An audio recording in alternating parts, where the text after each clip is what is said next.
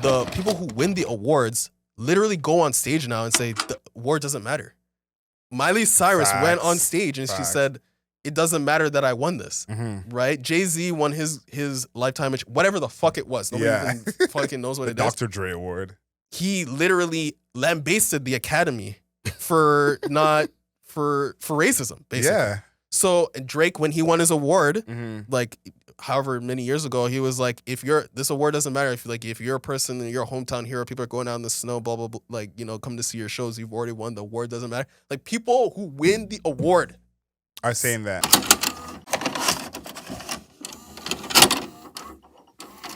Welcome back, everybody. It's Soundbites, the part of the Album Mode podcast where we're talking about the lyrics or the music, the culture, and the internet, and how those three things intertwine to create the music culture that we have today. My name is DeMar Grant, a.k.a. King Grant, a.k.a. The Bunny. I'm here with my esteemed co-host, co-creator, Adriel Smiley, a.k.a. AdrielSmiley.com, a.k.a. The Godfather, a.k.a. Mr. Smiley. And we are back, and this time we're talking about the show that continues to lose relevance to the point that so many of the people that I know no longer watch, like just they don't watch it anymore.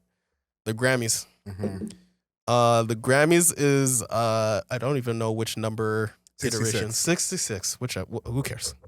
Like, no, I don't think we really care. I think that the Grammys had this year where Taylor Swift won Album of the Year. Fourth time. For her fourth time, record-breaking fourth time, ahead of legends like Stevie Wonder.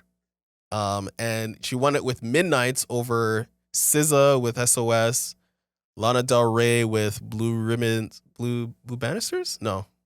Why can't I remember the name of it? Yo, I'm not going to remember the name of that. She won it over Lana Del Rey, and she even won over Janelle Monáe in Age of Pleasure, which was my, I think, number 2. That was your choice, yeah. So I'm going to say she won it over better albums, and which is like Boy Genius, John Batiste. How is John Batiste? Yo, respectfully. We can get to it right away. I had him saved. We can get to it right away. Respectfully. How was John Batiste in these categories, bro? I think John Batiste has, I'm not going to go as far as go the Illuminati, allegations. Yeah. But he is like the chosen black. Okay. For them, it seems. Because I saw this stat that when he won Album of the Year in 2022, a black person had won Album of the Year in over 15 years. And I think in 15 years for him to be the one that wins the fuck? Is like, they just chose him. They say, you know what? You're nice enough. We could trust you. Yeah, that's why I said respectfully. Because John Batiste makes good music. But respectfully, how the fuck is he in these categories? I don't think his music is not having the same impact.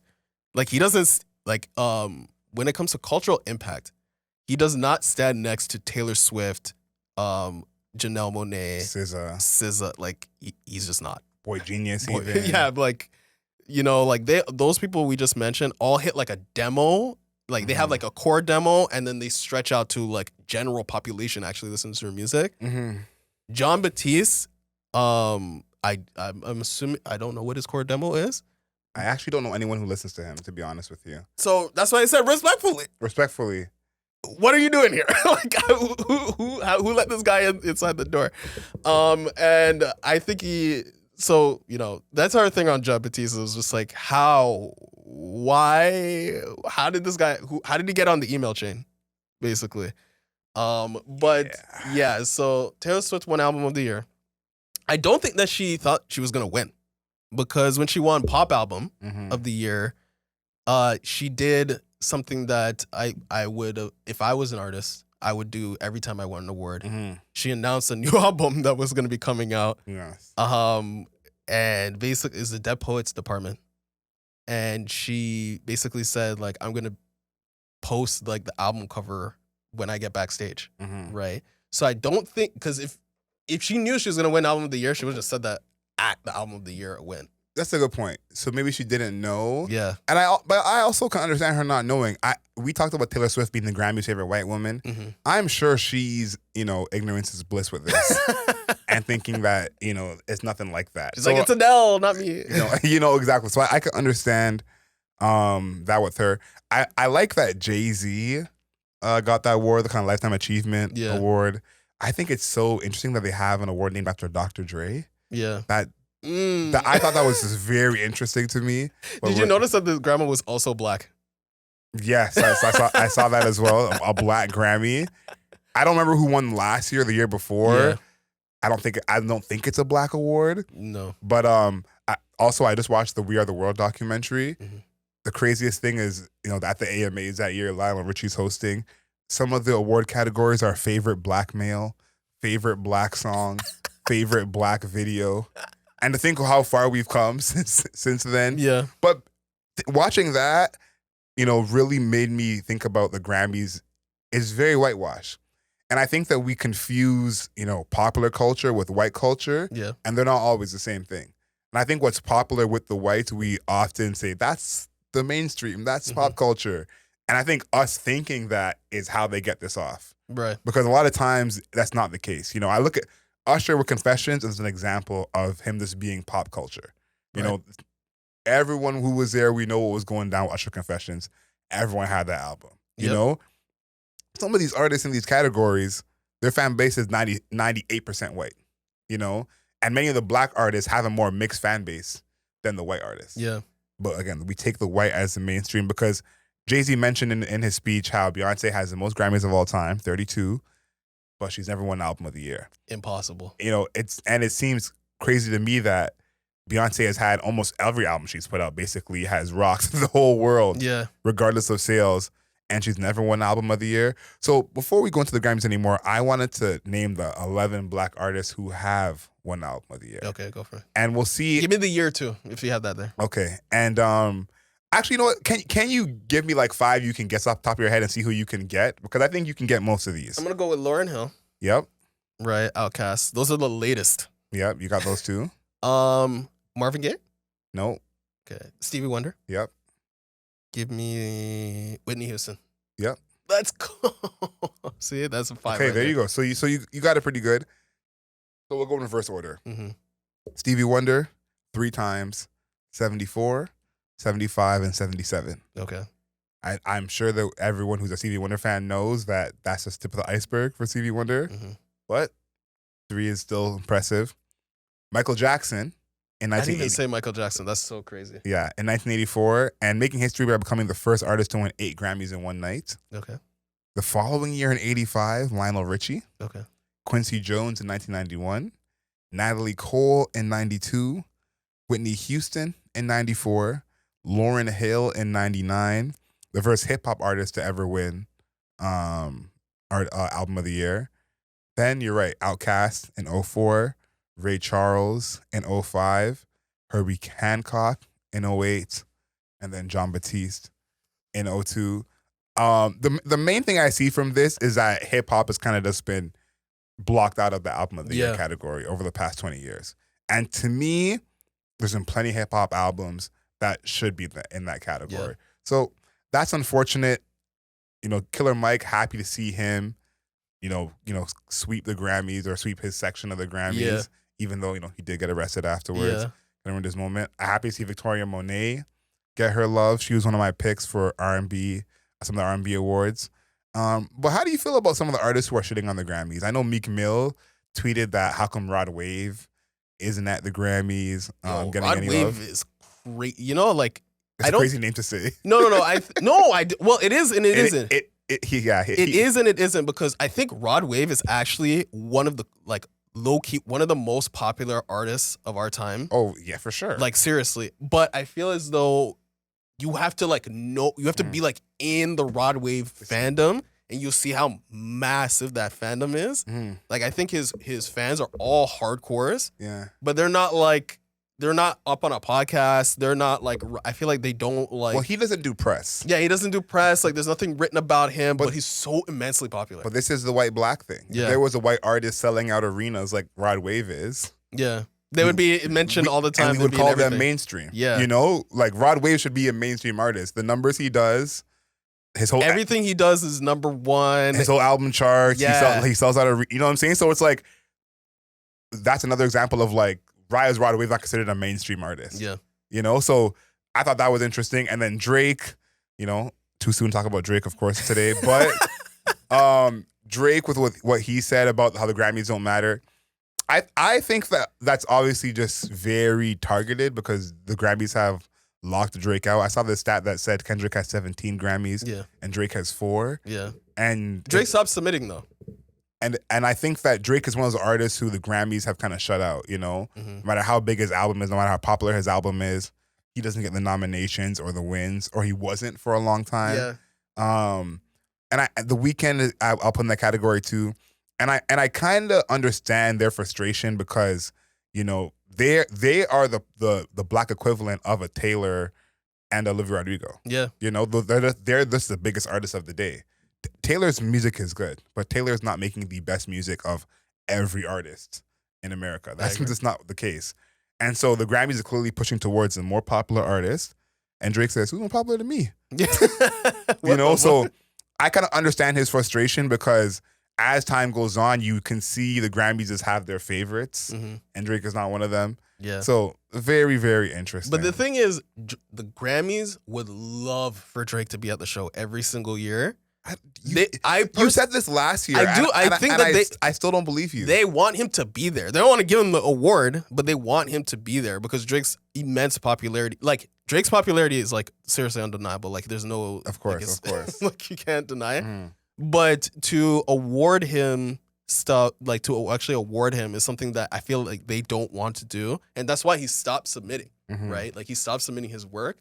The reason why like Her Loss got submitted is because 21 Savage wants it to be submitted. Yeah. And that's the reason why it's there. Otherwise, he doesn't submit shit anymore.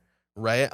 Song, and then The Weeknd, same shit, man. The Weeknd, I will never like them never nominating a single thing off of After Hours, like not for its production, not for his songwriting, crazy. Blinding Lights, Song of the Year, Record of the Year, Album of the Year, nothing. And this is why I bring up race in this. Yeah. Because these are the biggest black artists. Yeah. And they're also Canadian. I feel like that's also something that also might be a part of it. But they're the biggest black artists, and the Grammys, as much as they say it's not about that, is very much about popularity. Yeah. And when The Weeknd, every song he puts out is the biggest song of the decade, how can he not be involved? You know what I mean? So that I don't always like to make it about race, but with the Grammys especially, it 100% is though. It 100% is, and it's unfortunate to see because growing up for me, Grammys mattered. Yeah. When I grew up, Grammys were like a stat of like, when like Ludacris won his first Grammy, that was a huge deal. Moment, yeah. So I would love for Grammys to still be a huge deal, like it was for Killer Mike the other night. But when they do things like this, it's kind of like they're just choosing whoever they like. And I think it was interesting during their awards. Like for us, I'm just the same way. Like when I was younger, I was like, oh, the Grammys, like this is a big deal. And I felt like every single year since I've been alive, its relevance and prominence has diminished. Like literally 100%. Every single year. To the point that, people like us say like the Grammys don't matter because again, if you don't recognize Rod Wave, The Weeknd, and Drake, what music do you recognize? Like I don't like what music do you recognize? Exactly. But also on top of that, the people who win the awards literally go on stage now and say the award doesn't matter. Miley Cyrus went on stage and she said, "It doesn't matter that I won this." Right? Jay-Z won his lifetime, whatever the fuck it was. Nobody even fucking knows what it is. Dr. Dre award. He literally lambasted the Academy for racism, basically. Yeah. So Drake, when he won his award, like however many years ago, he was like, this award doesn't matter. If you're a person in your hometown hero, people are going out in the snow, blah, blah, blah, like, come to see your shows, you've already won, the award doesn't matter. Like people who win the award are saying that say that the award doesn't matter. So for you to get to that level is kind of like critical. I feel like I think that I don't feel like they don't understand that the people that win your award are saying that your award sucks. I think also, I think they don't care because I think you use Miley Cyrus as an example. Yeah. She was saying, how did I go this long and not win a Grammy? Miley Cyrus aligned herself with blackness for a very big part of her career. Yeah. I'm sure the Grammys didn't like that. Yeah. No, you know what I mean? But then all of a sudden she released Flowers. She looks like a 1980s like rock star now. Someone's auntie who smokes chain cigarettes. Dude, she looks. You know what? I'm not even gonna talk about it. Yeah. You know, I'm not gonna talk about her appearance, but I'm gonna say like she has definitely aligned herself more in a pop rock space, which is a white space. Exactly. And all of a sudden, she's getting nominations for everything. She's winning awards. She's performing, et cetera, et cetera. So it's obvious. I want us next year to have this conversation. Yeah. And when we talk about race, we can talk about it in a different way. Yeah. Because I heard this story Ludacris told about winning his first Grammy. I think it was for Release Therapy. Mm-hmm. And him saying how Justin Timberlake was kind of saying like, shut up, like not everyone won this year, or not, I didn't get to win, something like that. And I thought about Timberlake's a great example. Timberlake should have all the Grammys. you know what I mean? Yeah. But he aligned himself with blackness. Now we didn't accept him as time went on. Yeah. Once he went into the woods, it was over for that boy. But, you know, aligning yourself with blackness as a white artist is almost the recipe to not be considered for the Grammys, you know? Mm-hmm. And doing the opposite, like Boy Genius or Olivia Rodrigo or Taylor Swift, is the recipe for wins. Yeah. And so when we talked about Billie Eilish in our text and saying how she looks so different now and like a whole different person, that is like my case study to see over the next rollout over the year of how that goes, because I think Billie Eilish was aligned with blackness almost the most on the line of anybody could be. Yeah. You know, the fashion, the culture. Bro, she was doing Missy Elliott cosplay, bro. Exactly. And so, but I don't know that there was as many black people who were listening to her more than knowing of her and, you know, her celebrity.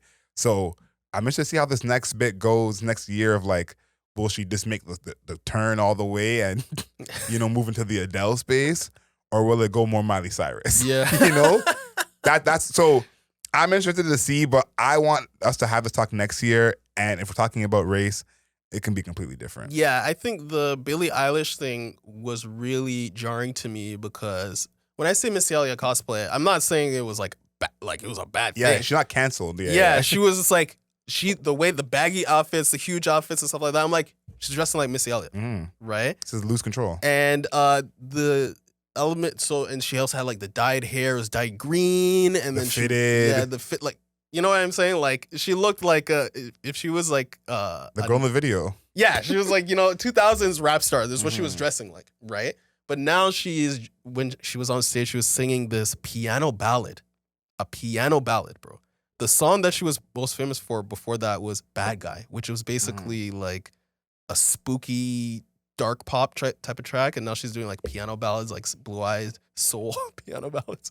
And she's wearing like a 1950s like hair tie. Head wrap. Yeah, I don't know. Yeah, like. Right? So her switch up stylistically is very jarring to me.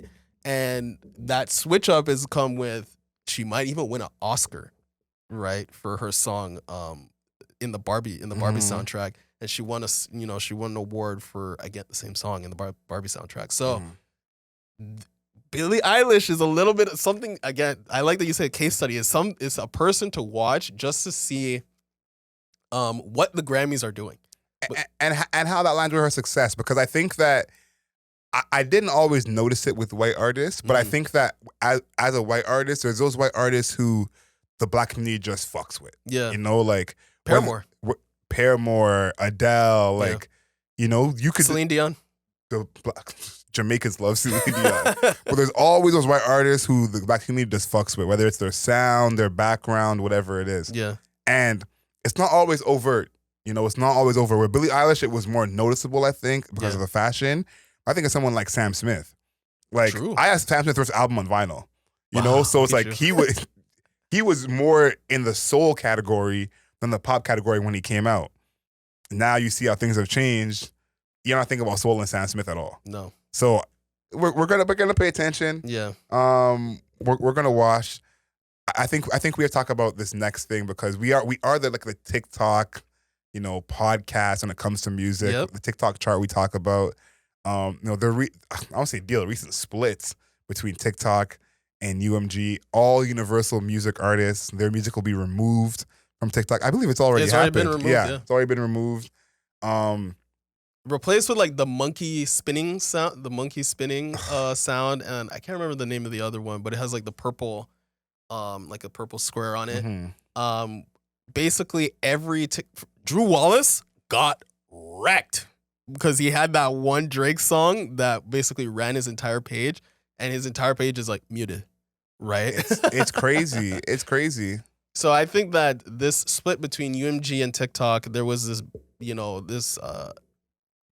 wasn't a debate. It was like a negotiation over like splits, right? And it got to the point where UMG is like, you know what, we're just backing away from the table. And TikTok sent out this message where it was like, we have all of these great deals that are artist friendly, and for UMG to not want to be a part of it is so disappointing, blah, blah, blah. Right? I would say if you're an independent artist, you're up right now. That is the plus. If you're an independent artist, get your music popping. This is the time for you. And maybe that's what will change. Yeah. TikTok will be like the independent artist hub, which would be amazing for independent SoundCloud artists. 2.0. That's the hope. But I think if you think about this from, Universal's perspective, it's very interesting because apparently Universal had half of the music or over half of the music on TikTok. So to lose that share, I think is crazy. Yeah. And then, if you're a new artist and you're signed into a label, isn't Universal kind of like less you want to sign to them now? Yeah. Because you can't, you can't get the exposure. Exactly. So I wonder what that is. I think, Universal has some of the biggest artists. Yeah, Ariana Grande, Taylor, Drake. Yeah. So I think artists like that will be fine. But I think if you're a new artist and you sign to Universal, TikTok is your number one promotion tool. Yeah. So I think that's going to be interesting in seeing how, artists maneuver now in terms of, will Universal not get the new big artists? Right. I'm looking at it right now. I'm looking at Taylor Swift, BTS. That's tough if you're BTS, bro. Justin Bieber, Kanye. I think Kanye probably has like a series of like deals with a bunch of different labels and shit like that. Lana Del Rey, Billie Eilish, Lady Gaga, Adele, Rihanna, Lil Wayne. It's all of them, man. It's Universal. It's everybody. Honestly. You know what I'm saying? Like Drake, and like we said, Drake. So that's a problem. I would consider that a problem. And I think too, this is something that only hurts the artist. I feel like the artists are the one who suffer from this. My question is, how does this affect the rest of the industry? Because I haven't seen any announcement of this, but apparently the other two big labels, Sony and Warner, have signed their kind of extension with TikTok. So I guess their music will stay on TikTok. But Universal is the big dog of the big dogs. Yes. So that's going to be hard. I wonder what this means in terms of them going forward, because how do you promote an artist now if you can't have their music on TikTok? Because I think about when Her Loss came out and 21, Can You Do Something For Me? Was the song. Was everywhere. Every single TikTok you saw. Even if someone's just talking like this, they're putting the song at the bottom. So how does that affect promotion for some artists? Again, I think the big artists will be fine. They'll be okay. But I wonder what's that strategy? If you're a marketing director at Universal and now TikTok music is not a part of it, what do you do? That's a great question. That's a great question. You better start answering people's questions, because people like The Weeknd, The Weeknd and SZA are really like, yo, what the fuck is going on? Why aren't I getting as many spins? Right? Why doesn't anybody care? Like, how come I'm not getting visibility on my music? Then you got the AI problem, right? If people start AIing people's voice, if that AI Drake and Weeknd song came out my goodness, today, that would be a rapture in the music industry. That's a curveball, right? So I don't think people are really considering that if that AI music starts to become prominent again by emulating UMG artist voices, that's gonna be a problem. A serious. That's gonna be beef. That'd be a big legal issue for a lot of people. A lot of people get sued in that situation. I really wonder because I understand it from both sides. TikTok doesn't need UMG. It doesn't though. It really doesn't. It really doesn't. I saw that again. I think they're paying 110 million Mm-hmm. to Universal, That's a lot of money. and they made 18 billion. That's a lot of money too. It's like if I make 18 billion, Yeah. I can afford to pay this 110. Yeah. But TikTok is the new SoundCloud in that way where I've seen how many TikTok people, like even you sent me some, dancing to the copyright free music, or Yeah. there's someone joking, I'm gonna re-record all Drake's music. So I think the creatives on TikTok especially, they're gonna find a way to, make this work. And again, the independent artists, and this is so funny because I think, like, who's the biggest independent artist right now? Usher would say himself. I don't know if we're calling Usher independent really, but say Usher counts as independent artist. Brent Fayez. Brent Fayez, they're not affected at all. Yeah. So they can just They're chilling. In fact, again, you're up right now. exactly. Yeah, your percentage of being selected for whichever person's sound on the platform just went up, right? So I think that your percentage of being selected for somebody else's, like for a video to be the sound, just went up because there's less people to select from, right? And I think too, the writers, the producers who are signed to UMG, You got to be pissed right now. and as well the features. We know in this industry of all the features that don't get cleared because, he's signed to Sony, I'm at Warner. Yeah. Nah, sorry. And so that's, I think, going to translate into these songs on TikTok. I think you may have a hit song that you're on Sony, but the feature or the producer or the writer or the singer is on Universal, and now it can't be used. Yeah. So I'm very interested to see how that goes. But listen, only time will tell, of course. Here, album mode, we'll cover anything TikTok related. Yeah. We're on top of it. Yeah, I think that if you're a UMG artist, or I think if you're an artist overall, you might see it good in a way that like things might maybe become a little less TikTokified. Oh, that's your hope. That TikTok, you know what? That's if you're an artist, you'll like maybe there's some sort of splashback of like, things won't be as TikTokified. I think, and then before we move on to the last thing, even for this podcast, I thought about it because we obviously review albums from UMG artists. We use their music as like the bed of some of our videos. Yeah, that's true. We know what's good. Yeah, what happens to that now? When next time we review a Drake album, what music are we playing in the background? So yeah, we're gonna have to figure it out when that time comes. But I think all of us are gonna be affected. Last but not least, I'm happy to introduce this because I know you're not a big fan of this gentleman. Yeah. But a lot of people are. ScHoolboy Q, March 1st, new album coming. He released, I think, 2 singles today. Did he? Back in Love and Blue Slides. Yeah. I like them both actually. 2 different vibes. Okay, you heard them. Yeah, two different vibes. And he released a trailer a couple days ago as well. Okay. But ScHoolboy Q is one of those artists that I think that this new generation is not aware of properly. No. And I'm very interested to see how this time him coming out is. I thought this on the honestly last project he put out, but that was like, 4 or 5 years ago now. Yeah. This is a whole different time. But ScHoolboy Q secretly has been one of the most, successful, popular artists from that era when we put a lot of people ahead of him. We had a lot of people ahead of ScHoolboy Q at that time.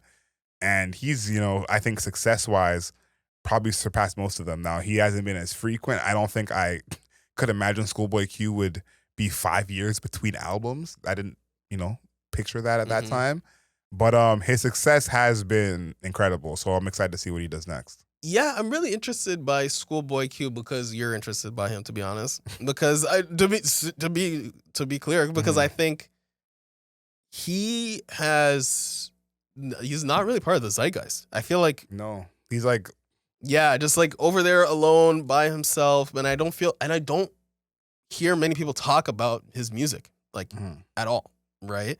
I have not been like really tapped into ScHoolboy Q since Collard Greens came out.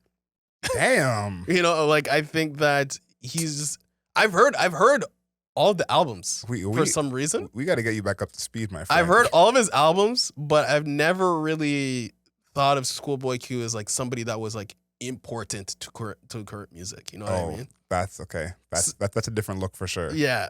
So I'm like, there's so many things. Like, first of all, music moves so quickly. in the 2020s, it's actually incredible. Mm-hmm. Like, think about like something like The Box or Old Town Road. Mm-hmm. Those came out in 2019, and that feels like forever ago. Yeah. Forever. Feels like a whole lifetime ago. Right. So there's that, or even like think about like Boy Genius, the record.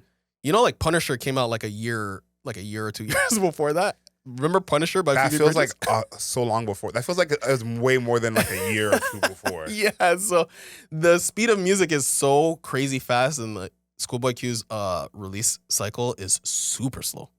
And I don't think that when he drops, it's like, oh, I can't believe it, the ScHoolboy Q. I think he's akin to Killer Mike, where he's for the hip hop heads. Yeah, I think he has way more like hits and mainstream songs than people realize. I agree. Yeah, he has a lot of hits, but I think that he's definitely someone who the hip hop heads are buzzing about. You know, he's like a mainstream version of Benny the Butcher in that way, where it's like, this is for the heads. Like you may not try and show this to your girl for her to enjoy it. Yeah, but you're banging this in your car once you drop her home. sure. You know? So I'm very excited because I think there was a time, and listen, for all you who are too young, you won't understand what I'm about to say, but there was a time when people said that ScHoolboy Q made the best music out of TDE. I remember that. That was like Chris remembers, thank you, Chris. That was a very common thing. And I seen ScHoolboy Q live. I had the pleasure of doing that at the TDE tour a few years back. And I think that he hasn't disproved that. I feel like he just hasn't put out music as often. Like, I didn't love Crash Talk as much as Blank Face. Blank Face to me is still like one of the best albums of the past 10 years. But he hasn't disproved that. I think his quality of music has, if not gotten better, at minimum stayed the same. Right. And maybe the people around him have improved, like J-Rock and Kendrick, they've improved over the years. SZA as well. But he hasn't kind of got worse as an artist, the way some people say Ab-Soul has. Yeah. So I think that, you know, sky's the limit for him. Excited to see what he does. And he seems like he's in a healthier place. Like, I'm seeing this guy on the golf course, spending time with his daughter. He's in shape now. So listen, man. Good for him. I'm ready for the ScHoolboy Q renaissance. And he's the kind of artist, and we talked about the top 50 conversation, I have him ahead of probably almost everybody. You have him in top 50? No, I don't have him there. Oh, okay. But I'm saying I have him ahead of a lot of people that you named. Okay. And that's part of what my pushback was, is like, you're naming a lot of people who aren't even better than ScHoolboy Q. You know, and I don't have ScHoolboy Q top 50. Right. So it's like, what are we doing here? You know? So that's kind of how I feel about ScHoolboy Q. Yeah, I think ScHoolboy Q, you know what's really interesting about that TDE comment that you made? I remember basically the pyramid of like who people would consider like the best or the most prominent was inverted when they first started. It was like, oh yeah, Ab-Soul is number one, ScHoolboy Q is number one, Kendrick Lamar, he's all right, SZA, she's doing her own thing, you know what I mean? Like, it was upside down, basically. And it's so interesting that now it's like Kendrick Lamar became number one so much that he left. Yeah. He became number one so much that he's like, actually, I'm just gonna do my own thing. And SZA, you know, getting nominated and winning Grammys, right? So it's they got into a different stratosphere, and I think that ScHoolboy Q, his music is cool. Like, it's cool. That's where I'm at with it. Ooh. So it's cool. It's crazy. It's cool. It's cool. It's crazy. It's cool. You know, he's an approachable dude. He's not. He's super not. Yeah, in one of the videos that he put out today, is a clip of him when he's 9 years old, and he's talking about how he smokes weed and gangbangs. Yeah, and I'm like, that's definitely ScHoolboy Q, like 100%. But what I'm trying to say is, like, I guess I'm interested because you're interested. I'm trying to figure out, should I be interested? I don't know.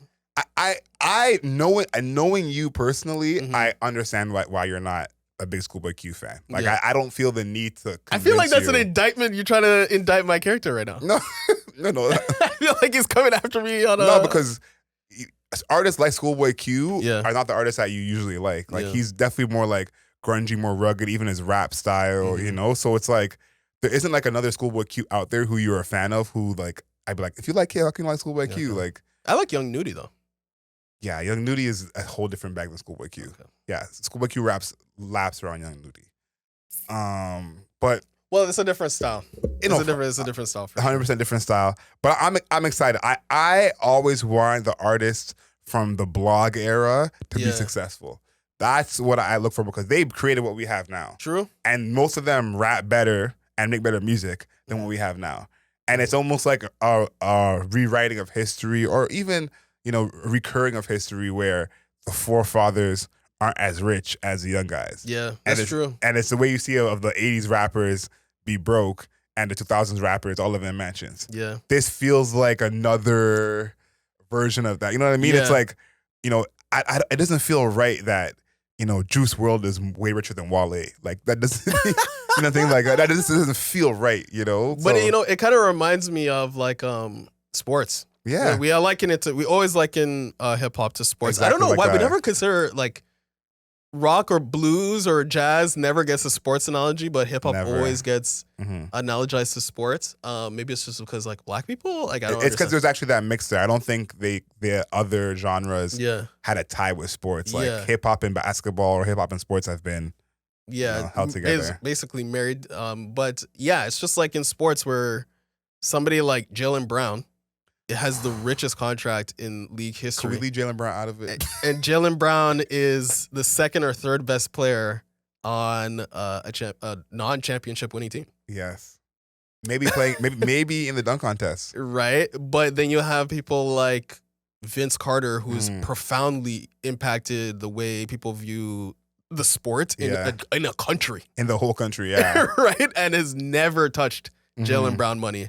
Yeah. Jaylen Brown probably made more money than Vince Carter's whole career in the past 2 years. This contract. Yeah. Yeah. Right? So there is that element to it in hip hop as well, where like somebody like, I don't know, like somebody like Chief Keef probably has made less money than a Lil Uzi Vert, and Lil Uzi Vert is a direct descendant of Chief Keef. Yeah. That's a good comparison. And that's what I want to see, because I think that, first of all, the styles and kind of the freeness of artists now, like allowing you to like do whatever style you want, rap whatever way you want. You don't have to be serious. Yeah. You know, the fashion part of it comes from that blog era. But it's the use of the internet as well. When I think of the artists who have podcasts now, or they have their vlog, or, you know, they're big on TikTok, that comes from the blog era. Yeah. You know, it's like J. Cole now is known as a recluse. There's mad J. Cole interviews and day in the life videos from that era, because that's what everybody did. You know, so all of his tweets too. They were on Twitter. Oh yeah, Twitter. That big Twitter. Those guys, him and Drake were on Twitter and Rihanna. Yeah. 24/7. Big Twitter. I remember having Drake's post notifications on at that time. Crazy. I was like, I got no when song comes out. I can't take no chances. Yeah. So it's like, you know, some people from the era have been able to stay around and be successful, like the people you named, but there's others who are basically an obscure, like Big Crit. Like, Big Crit. How many people know who Big Crit is still? Like, we know, but there's someone here who's 25 listening to this. Charles Hamilton. Like, you know, some of these names that we're naming. So that is my hope for any of these artists from that era, from that time. When they come back outside, I want them to get the same amount of love as, you know, the new whoever. So ScHoolboy Q, number one. Number one album. 100K first week. Yeah, hopefully. I'm speaking it into existence for you, man. Yeah, hopefully we'll see that. And then there was also, I'll just throw this in because we're at the end. Yeet and Childish Gambino. Oh, I'm excited for that. Let's go. Well, let me hold the brakes on that. I do love, because I'm a huge Gambino fan. People know, like, I still listen to Royalty like every week. Wow. Huge Gambino fan. But Gambino's like rap collabs with like the trappy rappers, usually not so good, have kind of fell off a cliff. Yeah. I think in that like Royalty camp era, you could get something, but I think it's been a while since we've had a good collab from that style from him. Yeah. But he's Childish Gambino. Anything's possible. Yeah. Donald Glover actually legitimately one of the best like artistic people that has existed. Oh, for sure. In the 21st century. For sure. Like legitimately though.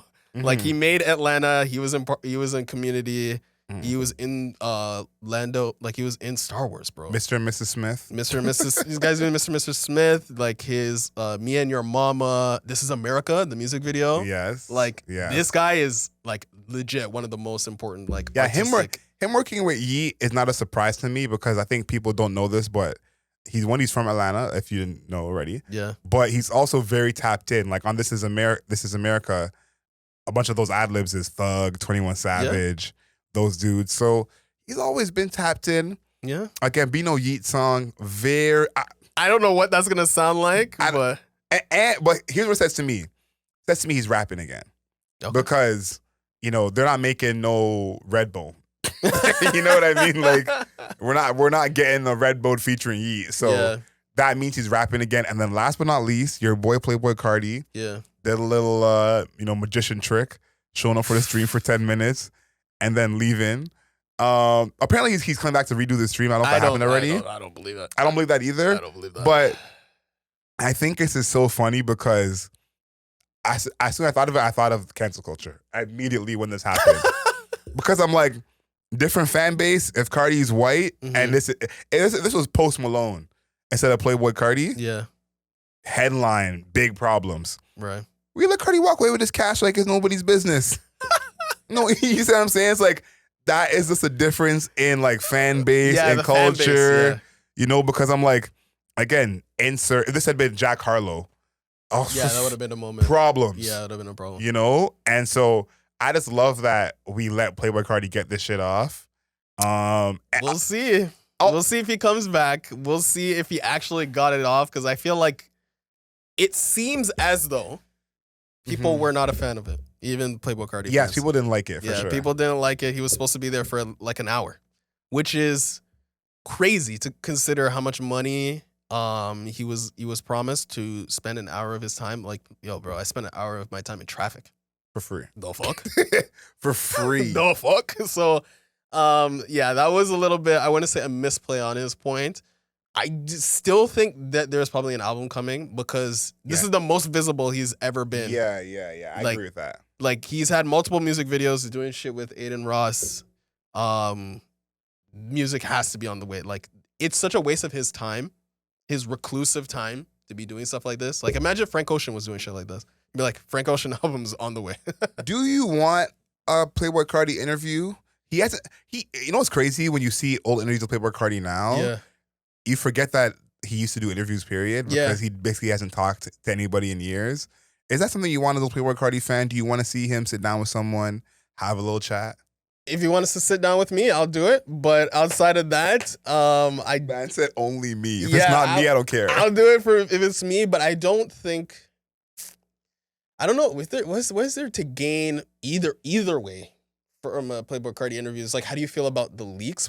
Why does your music keep leaking? Why do you have such this crazy amount of leaked music? I don't think it helps him because I feel like part of why y'all are fan over him is like the whole mystique thing and that whole deal. But he's kind of like, to be honest, he's somebody that is like high on their own supply. Like, I feel like 1,000,000%. he got to a point where Die Lit, people were like, Die Lit is sick. And he's like, I am the GOAT. And he's like, I am a mysterious God. And I'm just going to leave and just like not talk to people anymore. Like, he got so built up off of Die Lit that he thinks he's Kanye. He thinks he's Kanye. He thinks he's Kanye for sure. He thinks he's Kanye. For sure. Before that, he was just a dude dropping music. Like, if you I like that you brought this up. If you watch his interviews before, I want to say before Whole Lotta Red, and like maybe like just at the middle of Die Lit, yeah. He was like a dude that was kind of like socially awkward, but he was kind of just like a dude. This is what I'm saying. He was like in ASAP Mob as like ASAP Rocky's understudy. Yeah. Before Spooky Margella came around, like he was just a guy. Yeah. And I don't think it would be helpful, but why I would want to see it is because he's grown now, and he somehow still managed to like gain younger fans because us who grew up with Playboy Cardi are about to be in our 30s. Yeah. So he somehow managed to still get a younger fan base, again, like a new crop of young fans. Yeah. But he is an adult. You know what I'm saying? So it's like he's living an adult life, dealing with adult things. Yeah. He has a child. No, I know about that. Yeah. So that's the other part of it too. Is like I would love for him to talk about those things and to see because it's not going to go in the music. I'm not asking for that. That's too much. Yeah. He's not talking about that in the music, but just where he stands on that in real life, how he feels about that. I would love to hear, just his maturity if there is any, because he's one of those people that I always say like this gets a pass. Like I've seen probably 3 or 4 videos of Iggy Azalea complaining that he never sees his kid, Yeah. and I'm sure his fans don't care that he never sees Yeah, his kid. that's not part of the fandom at all. And so I feel like there's something, but then again, he's probably on a drug level somewhere between NBA Youngboy and Travis Scott, and I'm sure the interview would just be That interview would be crazy. yeah. And I also feel like he wouldn't say like more than like 3 words per sentence. No, Yeah. he talked before though. But before, that's what I'm saying. Before he did. Now he just like again, just high on his own farts. Like he's smelling his own farts too much. Yeah, Right? yeah. Like he thinks he's the shit. Okay, last but not least for you guy here. Yeah. Do you have any projections, suggestions, calling your shot for features on the Playboi Carti album? Anyone who you say Yeet. 1,000%. That's an easy one. Okay. Well, Wait, are we sure they don't have beef? I don't know. It doesn't not that I've known. Okay. They may. Who else? Ooh. Well, Future probably. Future's already on one. He's already on one of the songs. Is he? I think so. I don't think so. Kanye is already on one of the songs. Mm-hmm. Future probably. Okay. Future and Yeet. Yeah. Maybe. Keep it I don't same. think he would include Travis Scott though. I think him and Travis Scott are so similar. But they have the song already. But is it gonna be on the album? That's one of the better songs out of the singles, so I hope so. Is it gonna be on the album? Yeah, to put some of those horrible singles on the album. You know what? Yeah. He could do that. Yeah. My guess is Doechii. Okay.